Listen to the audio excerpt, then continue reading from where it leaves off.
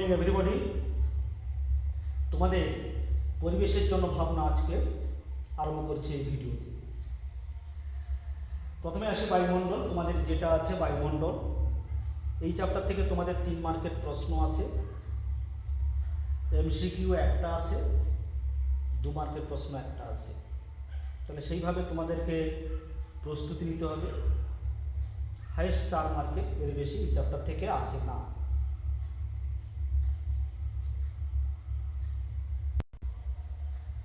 বায়ুমণ্ডল পৃথিবীকে বেষ্টন করে আছে। বায়ুমণ্ডলের নিচে যে স্তরটা আছে সেটা হচ্ছে ট্রোপোস্ফিয়ার। তোমরা জানো এই ট্রোপোস্ফিয়ারে বায়ুর অধিকাংশ অংশই অবস্থান করে।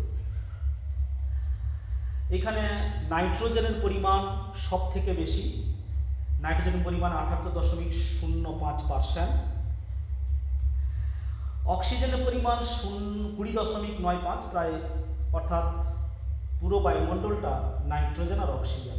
যদি প্রায় অনুপাত নেই তাহলে 4:1 অনুপাতে নাইট্রোজেন আর অক্সিজেন থাকে প্রায়। আর সামান্য কার্বন ডাইঅক্সাইড বুঝতে পেরেছ, 0.4%, 0.04%। কিছু নিষ্ক্রিয় গ্যাস থাকে, আর্গন, হিলিয়াম গ্যাস তো থাকেই না প্রায় বললে, হিলিয়ামটা হালকা হওয়ার জন্য অনেকটা উপরে উঠে যায়। তাহলে এই গ্যাসগুলো থাকে। সেই বায়ুমণ্ডল করতে গেলে প্রথমে বায়ুমণ্ডলের স্তর বিন্যাসটা প্রথম জেনে নেব। সব থেকে নিচের স্তরে আছে ট্রপোস্ফিয়ার। সব থেকে নিচের স্তরে আছে ট্রপোস্ফিয়ার। আমি যদি এইরকমভাবে সাজাই তাহলে প্রায় 18 কিলোমিটার পর্যন্ত, গড় উচ্চতা 10 কিলোমিটার, তো প্রায় 18, সর্বোচ্চ উচ্চতা 18 কিলোমিটার হয়, এর বেশি হয় না। তাহলে প্রায় 18 কিলোমিটার পর্যন্ত ট্রপোস্ফিয়ার বিরাজ করে। এটা হচ্ছে ট্রপোস্ফিয়ার।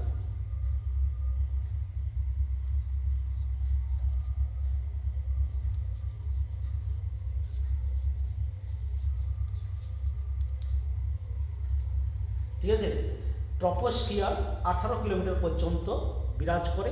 আর এখানেই বায়ুমণ্ডলের সমস্ত অধিকাংশ বায়ুকণা উপস্থিত।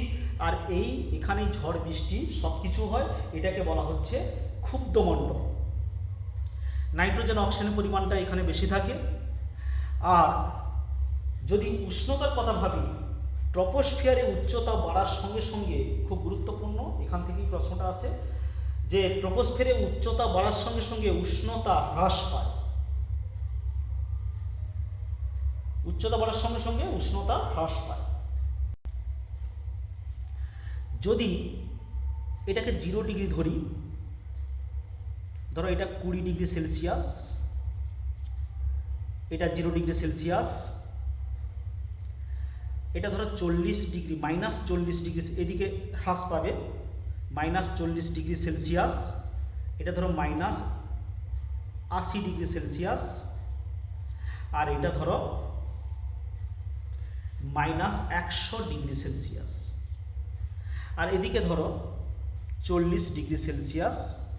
এরকম পরপর বৃদ্ধি পেতে থাকবে। তাহলে লক্ষ্য করা যাবে যে নিচের দিকের তাপমাত্রা ট্রপোস্ফিয়ারের প্রায় 20-র কাছাকাছি। যত উপরের দিকে ওঠাবে তাপমাত্রা আস্তে আস্তে কমতে থাকবে। তাহলে এইভাবে আস্তে আস্তে এই রেখাটা এইরকম যাবে, কমতে থাকবে। কোথায় না, এইরকমভাবে কমতে থাকবে। এই অর্থাৎ 20 থেকে আস্তে আস্তে কমতে কমতে কমতে কমতে এইরকম জায়গায় প্রায় 56, -56, 50 এইরকম তাপমাত্রায় উপস্থিত হবে। তাহলে ট্রপোস্ফিয়ারের ঊর্ধ্বস্তরের তাপমাত্রা কত? প্রায় -56। তারপরে স্তর যেটা আছে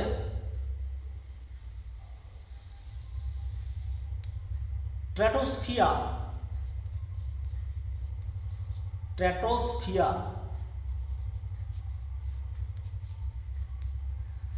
তারপরে যেটা স্তর আছে স্ট্র্যাটোস্ফিয়ার। স্ট্র্যাটোস্ফিয়ার প্রায় ভূপৃষ্ঠ থেকে 50 কিলোমিটার পর্যন্ত বিস্তৃত।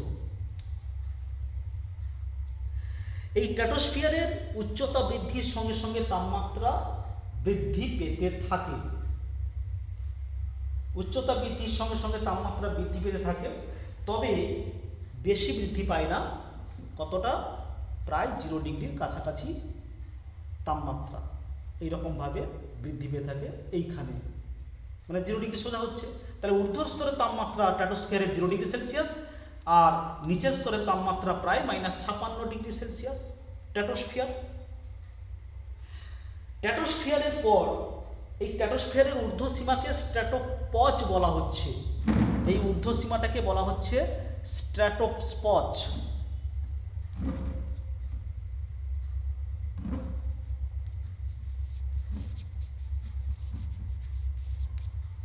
এই ঊর্ধ্বসীমাটাকে বলা হচ্ছে স্ট্র্যাটোপজ।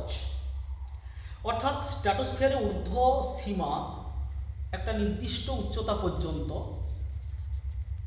এর তাপমাত্রা স্থির থাকে, অর্থাৎ ফিক্সড থাকে। কত ডিগ্রি সেলসিয়াস? 0 ডিগ্রিতে পৌঁছে গেছে, মানে 0 ডিগ্রিতে 0, 1, 2 এইরকম ফিক্সড থাকে। এই স্তরটাকে বলা হচ্ছে স্ট্র্যাটোপজ। স্ট্র্যাটোস্ফিয়ারের উপরে আছে মেসোস্ফিয়ার। মেসোস্ফিয়ার এরপরে আছে কি? মেসোস্ফিয়ার। এটা মেসোস্ফিয়ার।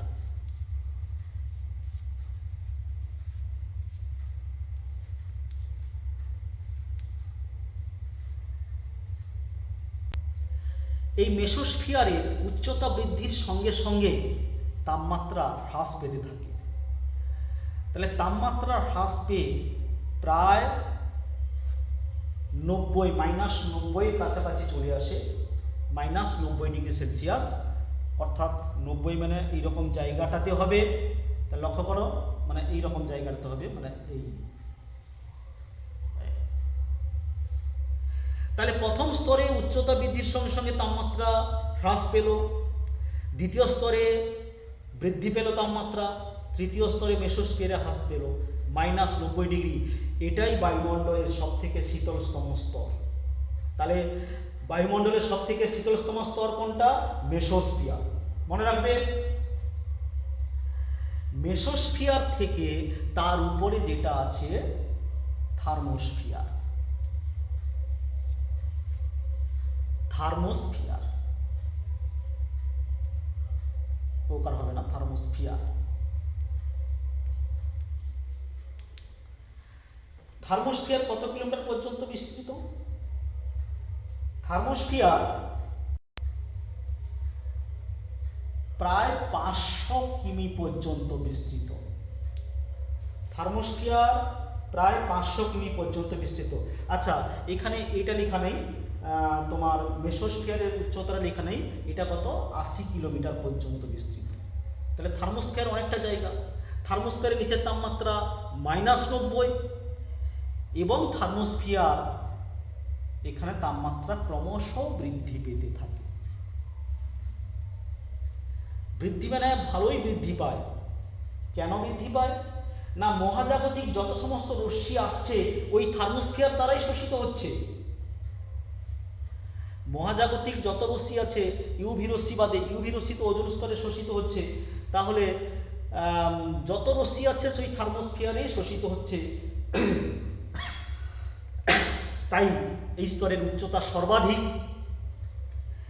এই স্তরের উচ্চতা প্রায় -90 নিচে উপরের দিকে চলে যায় +1200 ডিগ্রি সেলসিয়াস তাপমাত্রা। মানে কতটা তাপমাত্রা বৃদ্ধি পায় বুঝতে পেরেছ? যত সমস্ত মহাজাগতিক রশ্মি এই স্তরে শোষিত আছে, এই স্তরে সমস্ত পরমাণু আয়ন রূপে বিরাজ করে। কারণ এখানে সমস্ত রশ্মি শোষিত হচ্ছে, তাই সমস্ত পরমাণু এখানে আয়ন রূপে থাকে। তাই এটাকে আয়নোস্ফিয়ার বলা হয়। আয়নোস্ফিয়ার বা থার্মোস্ফিয়ার। তার উপরে আছে কে? এক্সোস্ফিয়ার। তার উপরে আছে কে? ম্যাগনেটোস্ফিয়ার। এক্সোস্ফিয়ারের তাপমাত্রা আরও বৃদ্ধি পেতে থাকে, 1200 ডিগ্রি সেলসিয়াস থেকে 1600 ডিগ্রি সেলসিয়াস পর্যন্ত বৃদ্ধি পেতে থাকে। ম্যাগনেটোস্ফিয়ারের তাপমাত্রা এখনো সঠিক জানা যায় না। তাহলে এইভাবে বায়ুমণ্ডলের তাপমাত্রা পরিবর্তন ঘটে। তাহলে তাপমাত্রা সম্পর্কে তোমরা ধারণা হলো কিভাবে তাপমাত্রা পরিবর্তন ঘটে, এটা ভালোভাবে করবে। কোন স্তরের তাপমাত্রা কত, এটা ভালোভাবে তোমরা করবে।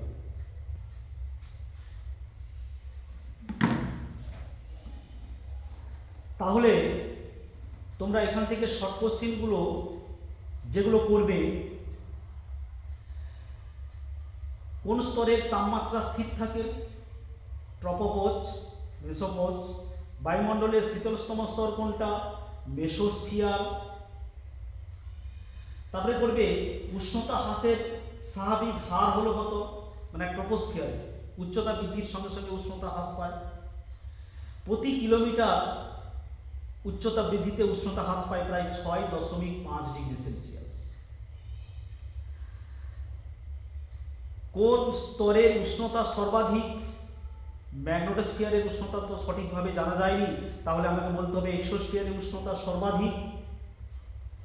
বায়ুমণ্ডলে ট্রপোস্ফিয়ারে কোন গ্যাসের আধিক্য বেশি সব থেকে, নাইট্রোজেন গ্যাসের আধিক্য সব থেকে বেশি। তারপরে মেসোপজের তাপমাত্রা কত, মেসোপজের তাপমাত্রা প্রায় -90 ডিগ্রি সেলসিয়াস। কোন স্তরের তাপমাত্রার পার্থক্য সব থেকে বেশি, থার্মোস্ফিয়ার, নিচের দিকে তাপমাত্রা -90 থেকে উঠে গেছে একেবারে 1200 ডিগ্রি সেলসিয়াস। এইগুলো ভালো করে এখান থেকে সব কোশ্চেন করবে। আরো যে শর্ট কোশ্চেনগুলো করবে,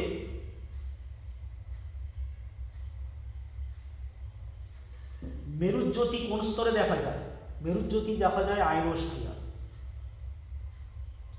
ভ্যান অ্যালেন বিকিরণ বলয় কোন স্তরে দেখা যায়, ভ্যান অ্যালেন বিকিরণ বলয় ম্যাগনেটোস্ফিয়ার। আন্তর্জাতিক স্পেস স্টেশন কোন স্তরে অবস্থিত, এক্সোস্ফিয়ার।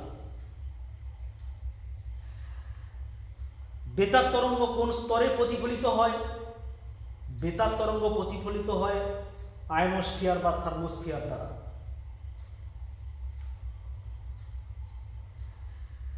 এইগুলো তোমরা করবে। কোন স্তরে পরমাণু আয়ন রূপে অবস্থান করে, না আয়ন থার্মোস্ফিয়ারে পরমাণু আয়ন রূপে অবস্থান করে।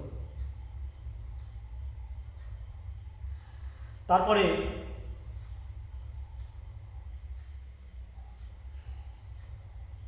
মহাজাগতিক রশ্মিগুলো কোন স্তরে শোষিত হয়, আয়নোস্ফিয়ার। অতিবেগুনি রশ্মি কোন স্তরে শোষিত হয়, ওজোন স্তরে। ওজোন স্তর কোথায় আছে, স্ট্র্যাটোস্ফিয়ার অংশে ওজোন স্তর আছে, স্ট্র্যাটোস্ফিয়ারের ঊর্ধ্বাংশেটা ওজোন স্তর আছে। সেই ওজোন স্তর সম্পর্কে তোমাদের এবারে আলোচনায় আসা হবে। তাহলে বায়ুমণ্ডলের তাপমাত্রা, এই যে স্তর বিন্যাসের তাপমাত্রার প্রভেদ, এটা ভালো করে করবে। আর যে শর্ট কোশ্চেনগুলো বলে গেলাম সেই শর্ট কোশ্চেনগুলো করবে। তারপরে চলে আসবে ওজোন স্তর, যেটা পৃথিবীকে আস্তরণ করে রেখেছে, যার ফলে অতিবেগুনি রশ্মি আমাদের পৃথিবীর ভূপৃষ্ঠে প্রবেশ করতে পারছে না। সেই ওজোন স্তর, স্ট্র্যাটোস্ফিয়ারে সেই ওজোন গ্যাস কিভাবে সৃষ্টি হয়, সেটাই এখানে আলোচনা বিষয়।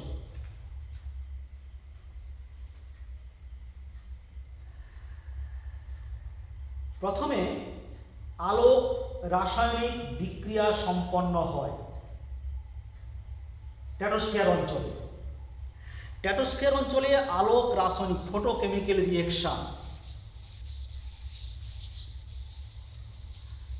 ফটোকেমিক্যাল রিঅ্যাকশন সম্পন্ন হয়।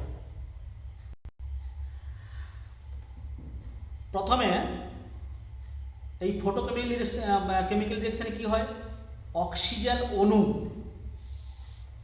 কম তরঙ্গ দৈর্ঘ্যের আলোক রশ্মি, কম তরঙ্গ দৈর্ঘ্যের ইউভি রশ্মি, আলট্রাভায়োলেট রশ্মি, অতিবেগুনি রশ্মি প্রায় 240-225 ন্যানোমিটারের কম। ঠিক আছে, অনেক বইতে 240 আছে, 225 আছে। তাহলে 225 ন্যানোমিটারের কম তরঙ্গ দৈর্ঘ্য বিশিষ্ট ইউভি রশ্মি দ্বারা এ বিয়োজিত হয়ে অক্সিজেন পরমাণুতে রূপান্তরিত হয়। এটা হচ্ছে ফটোকেমিক্যাল রিঅ্যাকশন। দ্বিতীয় ধাপে কি হয়? দ্বিতীয় ধাপে অক্সিজেন অণুর সঙ্গে অক্সিজেন পরমাণু পরস্পর যুক্ত হয়ে ওজোন গ্যাস রূপান্তরিত হয়। তৃতীয় ধাপে কি সম্পন্ন হয়? তৃতীয় ধাপে O3 পুনরায় অধিক তরঙ্গ দৈর্ঘ্যযুক্ত ইউভি রশ্মি শোষিত হয়ে অক্সিজেন অণু এবং অক্সিজেন পরমাণুতে ভেঙে যায়। তাহলে ঊর্ধ্ব আকাশে লক্ষ্য করছো ওজোন গ্যাস সৃষ্টি হচ্ছে, আবার ওজোন গ্যাসের বিনাশ ঘটছে। তাহলে দুই বিপরীতমুখী প্রক্রিয়া সমগতিতে চলছে, তাই ঊর্ধ্ব আকাশে ওজোন গ্যাসের পরিমাণ নির্দিষ্ট আছে। যদি ক্রমশ ওজোন গ্যাস প্রস্তুত হতে থাকতো তাহলে দেখা যেত বায়ুমণ্ডলে ওজোন গ্যাসে ভর্তি হয়ে যাবে। তাহলে সঙ্গে সঙ্গে বিয়োজন বিক্রিয়াটাও ঘটছে। এর ফলে কি লাভ হচ্ছে না, অতিবেগুনি রশ্মিটা কাজে লেগে যাচ্ছে। অতিবেগুনি রশ্মিটা কাজে লেগে যাচ্ছে, এটা মনে রাখবে। আর অতিবেগুনি রশ্মি কাজে লেগে যাওয়ার জন্য আর ভূপৃষ্ঠে আসতে পারছে না, অর্থাৎ অতিবেগুনি রশ্মি ওজোন স্তর শোষণ করে নিচ্ছে। অর্থাৎ অতিবেগুনি রশ্মি কি কাজে লেগে যাচ্ছে না, ওজোন স্তর সৃষ্টি করতে আবার ওজোন স্তরকে বিয়োজন করতে কাজে লেগে যাচ্ছে। তাই ওই স্তর ভেদ করে আর ইউভি রশ্মি নিচে আসতে পারছে না। তাহলে এইভাবে লিখবে ফটোকেমিক্যাল রিঅ্যাকশন। প্রথমে কম তরঙ্গ দৈর্ঘ্যের ইউভি রশ্মি শোষিত করে অক্সিজেন অণু অক্সিজেন পরমাণুতে ভেঙে যায়।